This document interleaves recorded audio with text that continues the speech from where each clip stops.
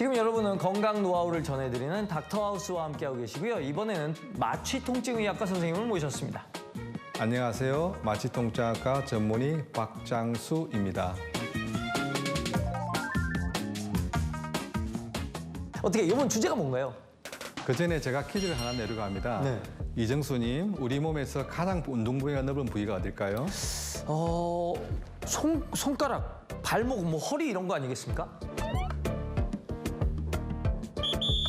땡! 틀렸습니다. 우리 몸에서 가장 운동 범위가 넓은 부위는 바로 어깨고요. 이와 관련된 주제는 현대인의 고질병 어깨 통증입니다. 어깨가 우리 몸에서 가동 범위가 제일 넓어요? 네, 그렇습니다. 몸통과 팔을 이어주는 연결기관인 동시에 견갑골, 쇄골, 팔뼈, 근육 등을 모두 지탱하며 신체에서 유일하게 360도 회전이 가능한 관절이 바로 어깨입니다. 하지만 중요성이 높은 부위만큼 손상도 발생하기 쉬운 부위입니다. 어깨 통증이 나타난 이유는 뭘까요? 어깨 통증은 단순 근육통부터 오십견, 회전근개 파열 등 다양한 원인 질환에 의해서 나타나는데요. 그중에서 가장 대표적인 원인 질환은 바로 오십견입니다. 아, 오십견 많이 들어봤습니다. 근데 오십견이 원래 이름이 아니라면서요? 그렇습니다. 흔히 50대에 많이 발병한다 하여 오십견이라고 불리지만 정식 진단명은 유착성 관절낭염입니다. 우리 어깨 관절 주변에는 관절을 두루 감싸고 있는 관절낭이라는 일종의 주머니가 있는데요. 본래 어깨 관절의 안정성을 유지하며 관절 내부 윤활력이 밖으로 새지 못하도록 방지해주는 역할을 하지만 염증이 생기면 관절낭이 관절뼈에 단단하게 유착되며 어깨 관절을 부드럽게 움직일 수 없게 되고요. 극심한 통증을 유발하게 됩니다. 그런데 도대체 오십견은 왜 오는 겁니까? 중장년층 환자에서 가장 흔하게 생기는 것으로 봐서 노화에 의한 대행성 변화나 과도한 어깨의 사용이 주된 요인으로 추정되고 있습니다.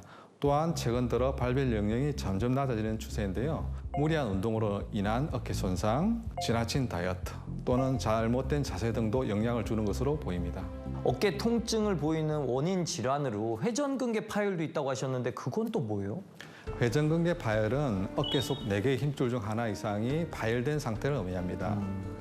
그러나 이 두 원인 질환에 의한 어깨 통증의 양상은 조금 차이를 보입니다. 회전근개 파열이 있을 경우 어깨를 특정 방향으로 움직일 때 통증이 생기는 반면 오십견일 때는 어깨를 움직이는 모든 방향에서 통증이 느껴지고요.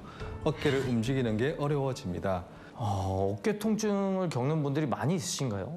그렇습니다. 통계에 따르면 어깨 질환으로 인한 진료 인원은 지난 2018년 226만 6천 명이었는데 2022년에는 242만 6천 명으로 무려 15만 9천여 명이 늘었습니다.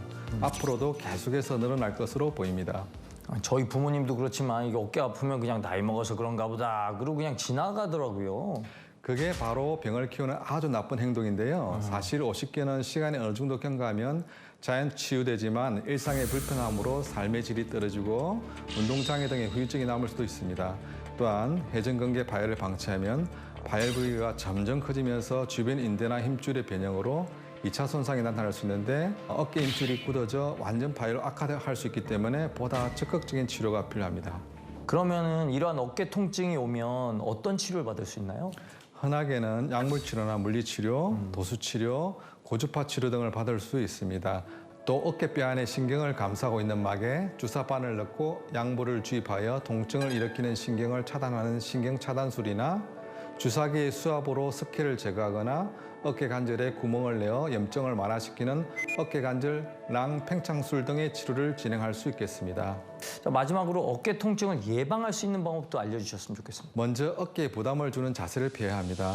이정수님은 하루에 몇 번이나 핸드폰을 보세요? 사실 그렇게 세보진 않았지만 한 30번 넘는 것 같은데요. 사실 저도 그렇습니다. 네. 그런데 이렇게 일상에서 고개를 숙이고 집중하는 일이 많아지다 보니 어깨에 들어가는 부담도 커지고 있습니다. 특히 손으로 턱을 개거나 팔을 기대고 앉은 자세, 옆으로 누워서 자는 자세 등은 평소 어깨 통증을 유발할 수 있기 때문에 피하는 것이 좋습니다. 같은 자세를 오랫동안 유지하다 보면 자연스럽게 목과 어깨에 힘이 들어가기 때문이죠. 무엇보다 수시로 스트레칭을 해주시면 어깨 통증 완화나 예방에 좋습니다. 자, 양 손바닥을 모으시고 그리고 천천히 어깨를 머리 쪽으로 올려주세요. 하나, 잠시 멈추시고 다시 어깨를 천천히 내려주세요.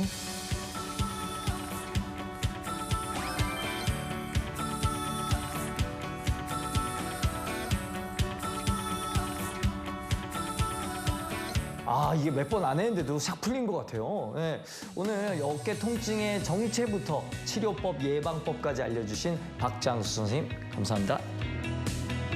다음 이 시간에도 알찬 정보로 다시 찾아오도록 하겠습니다. 지금까지 닥터하우스 MC 이정수였습니다.